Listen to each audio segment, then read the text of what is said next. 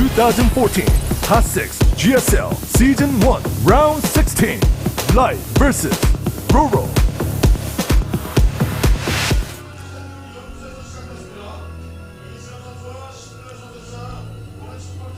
I just am stuck on this thought of, you know, the old debate about hatchery placement.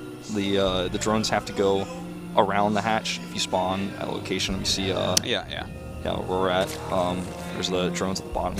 Don't have to. I don't know how much of a difference that actually makes. I think about this a lot. Some, but seems to be negligible, as it's not like the players who are at the bottom like win way more often. Yeah, that's for sure. The thing is, the game is not. No one plays close enough to perfect to make a difference in this. Yeah. And that'll probably always be the case. Where we have robots playing. Well, basically. The thing is, yeah, robots aren't even perfect. Well, they're both pulling at the same time, but like even like mechanically perfect play isn't necessarily perfect play. Yeah. You know, there's so much to the game. It's so complicated that I don't know that we'll ever see a game decided by that. But yeah, we'll see. I mean, it's only the spawning time that we're talking about here too, right? So it's just the one trip, the one time. It's not like StarCraft 1 where there were certain delivery points on like the Nexus or the command center or the hatchery, and there was like the minerals sometimes could be worse at certain locations because of the wonky way the maps were made. Yeah. It's not quite like that. All right, so do you think RorO can come back on this map? Well, it's going to be tough. He's definitely going to have to.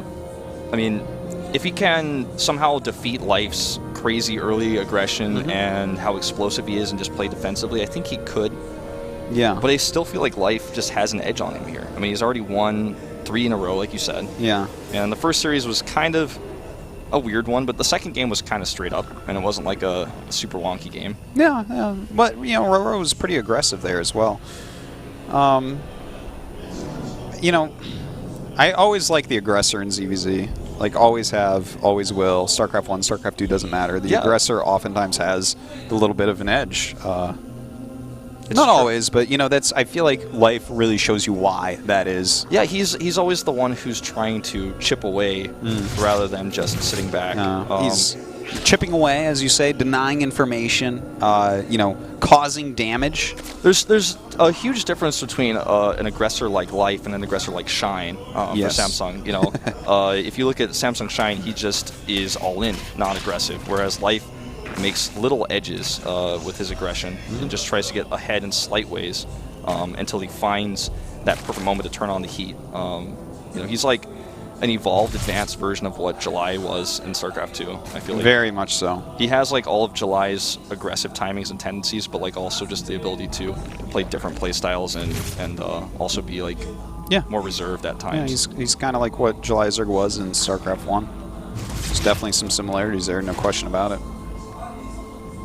Well, double gas is being added here, and Lair, of course, going up much faster for RorO. What do you call a young god? Is he the godlet of war? July is the god of war? He's, I don't know, like, what is that? Like, what is Hercules? Like, what is he like when he's Well, he's only like a half god, so that doesn't really count. Yeah, I guess that's true. Like, because a baby pig is a piglet. So maybe a baby god is a godlet. Godlet? Godling? A godling? I like that, skillings. I see what you're saying. Just kind of sounds like Gosling as well. Yeah, and that's really important. He's a great actor. Well, this game is shaping up to be pretty similar, but we do have a faster +1 here, of course, for RorO. He has his layer a little bit later, or a little bit faster as well, excuse me.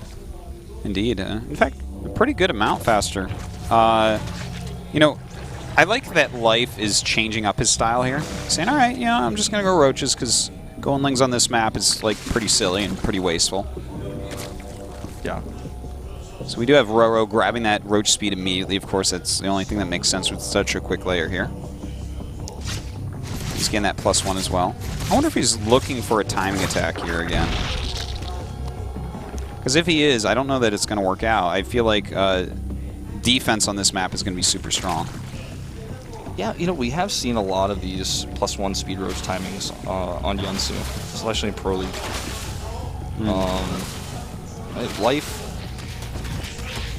I think if he identifies this, and if it is in fact what we're going to see, which it starts to look that way with 3 Overlords being made right now and a bunch of Roaches to match it, if he cancels his upgrades, we've seen sometimes players just cancel one of their upgrades, the Carapace, and then like make a bunch of Roaches for that extra gas. Yeah, definitely could see that. But you know, I would say if he just keeps an eye on it, if you look at the drone count, it's only 4 drones different right now. But he is taking the 3rd. Okay, so that we're starting to get pretty expensive for life in the areas in which RorO has skimped on to get the extra Roaches. Yeah. But it looks like he wants to take a 3rd too, so that's going to even it up just slightly. He hasn't actually seen the Roaches either, so this is a big problem. What are those Roaches doing? Dancing. Roach likes to dance his free time for sure.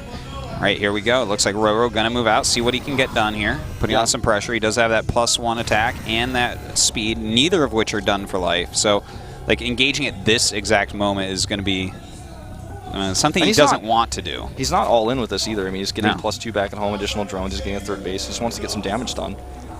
Nice timing here. Can he actually kill the Evos? He's checking what he can, and this is actually very nice. Oh, he gets it! Wow. Was that the attack? Yes. That was the attack. Oh my god, that was actually a huge move. Really nicely done there by RorO. And you know what? Oh, wow, He might actually get this one too? God, this is actually so well done. I gotta say some things now that I actually didn't really think of early on because, you know, when you watch a lot of ZVZs, you see things like that wall-in a lot. Yeah. But RorO is like, well, he's not going for Lings. So if you look at the way his buildings are placed compared to Life's, Life's are placed to stop Ling attacks. But they're poor against Roach attacks. That's true. And so RorO, just going for the quick speed and +1, knows for a fact that he is going to have a slightly better army, and he has the +1 in speed right before Life. So to be able to get out there and kill both his upgrades, it's so gigantic. He's got a pretty good concave here at the top of the ramp as well, and it's going to be tough for Life to actually engage against this, especially because he's down on that attack upgrade right now. He will eventually, looks like, push through with the help of the Queens and Transfuses. Yeah, definitely helping out those Queens. I'd love to have them attacking as well, though. A little bit of a mistake there. But he does push him back. We're going to have to turn tail and run for now, but Army Supply is staying very similar. Thing is, you know, the upgrade is the big difference. When he has +2 against no upgrades, wow. Wow, that's a giant difference. Yeah. He may be able to just make a bunch of Roaches and move back down. What do you think about the Spire here, actually? Like... Oh, that is interesting. He might be feeling like he's so far behind that he needs to do that. He has to do this, yeah. That's what it seems like. I mean, he's still preparing the upgrades for a transition back into Roaches, but... And you know what? You just kind of catch him off guard. The thing is, if his Roaches come down to attack, like, look, he's making that huge plume of Roaches to line up with +2 to go down and attack, because he's going to be up 2 upgrades to 0. But not only 2 upgrades to 0, he's going to have way more Roaches. Yeah. Look, right now, 12 more Roaches. It's going to be maybe even a little bit more than that. The Mutas actually aren't even going to kill the Roaches fast enough to make a big difference there. Yeah, he might just kill him straight up here. Yeah, Life has to be super on the defensive here. But he's going to send his Mutas out. Oh, God, I don't know, man. This is... Well, he's going to... There's for sure RorO's attacking through this. Yeah, he's just going to ignore the no Mutas. question. And he has that better upgrade. He knows it. He's going in here. Now, we do have this Spine Crawler as well as a couple Queens. A few Lings coming into the fight as well. So, does Life actually have enough to hold on? It looks like he might with those Mutalisks here doing so much damage. I mean... Thing is, more Roaches come from the side. If this ground army goes away, then RorO's Roaches can do a lot of damage, but this flank looking very good. The Muse continuing to attack. Looks like Life may have just enough. Yeah, wow, incredible hold here. Now he can just target down the rest of the Roaches with his Mutalisks, and then also maybe pick off some of the Overlords that are on the map. You know, that can be a risky move going into a little pack of Mutas, but this time it absolutely did pay off. Yeah, Life just basically saying, you know, I may be down in upgrades significantly, but I have enough workers to make enough Roaches to hold with Mutalisks. And now Spores are even being forced to be made. Did he even make a Hydralisk den? I don't think he did. I don't think so. So that's actually, he's going to be pinned down for a little bit. And you know what? With those Mutas and some Roaches coming up, Life may be able to put some pressure on that 3rd base. Yeah. Well, I mean, even trying to contaminate that upgrade, taking it a little bit slower. Well, let's see here. The Muta's coming up, trying to hit those Roaches. See, the Roaches are trying to zone out in this area because he doesn't want the Roaches to come up and pressure the 3rd. Yeah, he's just starting to pick them off little by little here. Gotta stay away from that Spore Crawler. Look, he is gaining value here out of these mutas. Picking off a little drones bit. even. Yeah, an Overlord, some drones. He's forced Spore Crawlers. He's forcing another possible tech route here.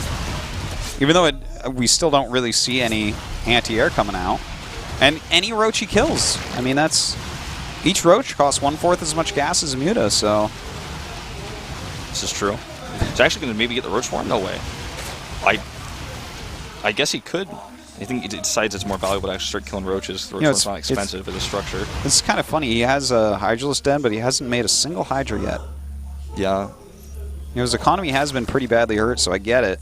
But right now, Life has way more army. Yeah, he actually could just move across the map, and he is moving across the map. Is he actually just going to kill him? I think he can kill this third base. He still has these Mulas to help out even. And he's going to isolate some of these Roaches on the map, and he's got the better concave at the bottom right. Well, he could have. Ooh, well, a flank is a pretty good concave indeed, but it looks like these Muta's going to help out quite a bit. More Roaches coming up from behind. And Lifesaw has way more army, over twice the army here. And what a crazy way to turn this game around just with a few Mutalisks. Yeah, 6 Mutalisk switch really helped out. And GG, Life will advance. Life getting those Mutas out just in time, holding on. Good Spore Crawler, Spine Crawler placement, good Queen helping. Everything just fantastic from Life. But RorO opened up very well. He played a strong game. Just didn't work out in the end. Yeah, really solid play. So, RorO will not advance today. It's going to be Life and SOS. Yeah, Life and SOS. I have to say, I'm not too surprised. I do feel like those are the 2 best players in the group. Yeah, they've both been playing well recently. Great. I feel like they both really, truly, in every way outplayed their opponents. So let's take a look at our results for today and remind you guys exactly how we got here. We had Life take out RorO 2-0 in the first series. SOS takes Curious down 2-0 as well. And then also 2-0's Life to advance the round of 8 without dropping a single map. And of course, RorO takes out Curious in the ZVZ and then wins another one against Life. So, or against RorO, excuse me, yeah. So you no 2-1s today. Yeah, just all 2-0s. So SOS, of course, will be our first player in the round of 8. Life, of course, on the other side of things, will be our first Zerg. Well, you know what? This is going to be kind of a tough one in the round of 8 for both of them because Group B is hella scary. Yeah. Welcome to the GSL. So it's been a pretty fun day of matches today. Yeah, there's definitely some one-sided ones, but a lot to learn from, I think, as well. It's a lot of times one-sided matches are much better to learn from than matches that are close. Yeah. So tomorrow's match is, of course, the Group of Death. Will be again at 6 p.m. Korean Standard Time. Definitely make sure you tune into that. Just fantastic players tomorrow. It's going to be amazing. It's going to be, I think it's the best group we have. It's just, oh, for sure. It's stellar. It's incredible. It's the best group this season, and you can't get a better group because next round isn't groups. That's true. Well, thank you guys so much for watching. That's going to be it for us today. See you guys in the next GSL.